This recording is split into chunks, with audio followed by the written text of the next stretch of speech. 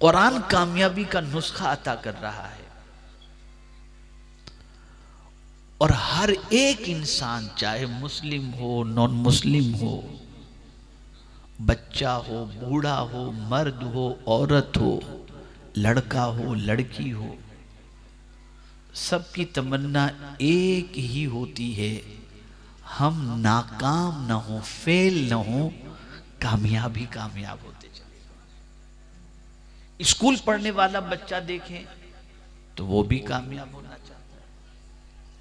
तिजारत करने वाला इंसान देखें वो भी कामयाब होना चाहता है। जॉब करने वाला इंसान वो भी कामयाब होना चाहता है।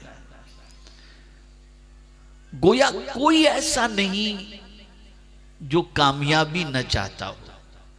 कामयाबी एक ऐसी चीज है जो हर एक को पसंद है और फेल होना, नाकाम होना ये किसी को पसंद नहीं है। इसलिए कि जब आदमी कामयाब होता है तो उसकी सिचुएशन ये होती है, मुंह छुपा के नहीं घूमता।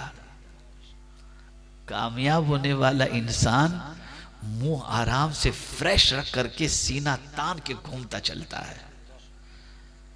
भाई एक बच्चा जब उसके हाथ में रिजल्ट दिया जाता है, भाई ये बच्चा जो है मेरिट लिस्ट में आया, तो वो मुंह छुपाएगा या हंसते हंसते सब जगह जाएगा? बताइए, जवाब दीजिए मुझे। हंसते हंसते जाएगा ना। और अगर कोई फेल हो गया तो घर वालों को बताने में शर्म महसूस करेगा, रिश्तेदारों को बताने में शर्म महसूस करेगा, दोस्तों को बताने में शर्म महसूस करेगा, मुंह छुपा छुपा के घूमेगा। तो कामयाबी हर एक को पसंद है और नाकामी किसी को पसंद नहीं। अब अगर आज के दौर के मुसलमान से पूछा जाए कि ऐ मुसलमान, तेरे नजदीक कामयाबी क्यों कर मुमकिन है, जरा बता कि कामयाब अगर तू होना चाहता है तो क्या तू कर जिससे अल्लाह तुझे कामयाबी अता फरमाए। तो आज का मुसलमान कहेगा कि मेरे नजदीक कामयाबी का तस्वुर ये है, जिसके पास बंगला, गाड़ी, ये सारी चीजें हो वो कामयाब है।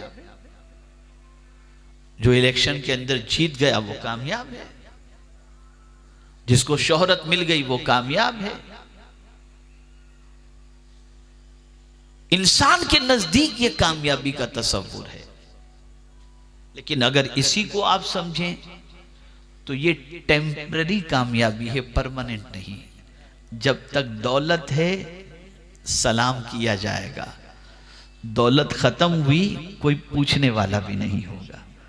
जब तक सियासत की कुर्सी पर आदमी बैठा है, लाल बत्ती की गाड़ी होगी, फिर उसके बाद बाइक पे घूमता हुआ दिखाई देगा। ये दुनिया का तस्वुर है, परमानेंट कोई चीज नहीं है।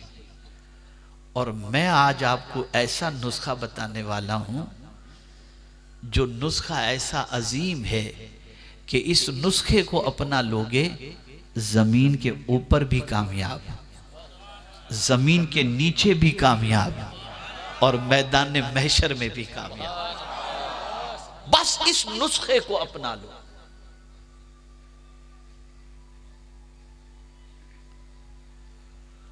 और इस नुस्खे को अपनाने वाला अगर फटे हुए कपड़े पहनकर भी कहीं से गुजर जाए तब भी उसे कामयाबी मिलेगी। इस नुस्खे को अपनाने वाला चटाई पर बैठा हो तब भी अल्लाह उसे कामयाबी अता करेगा। इस नुस्खे को अपनाने वाला झोपड़े में बैठा हो तब भी अल्लाह उसे कामयाबी अता करेगा। इस नुस्खे को अपनाने वाला काले रंग का हो तब भी अल्लाह उसे कामयाबी अता फरमाएगा। आइए हम समझते हैं कुरान की रोशनी में। अल्लाह फरमाता है, अल्लाह की नेमतों को याद करो ताकि तुम कामयाब हो जाओ। किसको याद करो? बोलिए, आप सुन रहे हैं, समझ रहे हैं ना? माइंड एब्सेंट रहेगा तो समझ में नहीं आएगा। बहुत सारे ऐसे होते हैं मजलिस में तो हाजिर होते हैं, दिमाग कहीं घूम रहा होता है, ये बेअदबी है। दिमाग भी हाजिर रखो। अल्लाह की नेमतों का जिक्र करो, अल्लाह की नेमतों को याद करो ताकि तुम कामयाब हो जाओ। नेमत की बात नहीं की अल्लाह ने, आला अल्लाह, नेमतों को याद करो। देखिए इसीलिए अल्लाह ने हर नेमत पर शुक्र अदा करने का हुक्म दिया। पानी अल्लाह की नेमत है ना, पियो तो बिस्मिल्लाह पढ़कर, और पी लो तो अल्हम्दुलिल्लाह कहो, इसलिए कि इस नेमत को, ये अल्लाह ने तुम्हें नेमत अता फरमाई, तो ये नेमत मिली तो तुम अल्लाह को याद करो। खाना खाओ अल्लाह को याद करो, औलाद मिले अल्लाह को याद करो, रोजी मिले अल्लाह को याद करो। जितनी नेमतें तुम्हें मिलती चली जाएं तुम अल्लाह को याद करते रहो। अल्लाह की नेमतों का जिक्र करो, अल्लाह की नेमतों को याद करो, अल्लाह तुम्हें कामयाबी अता फरमाएगा।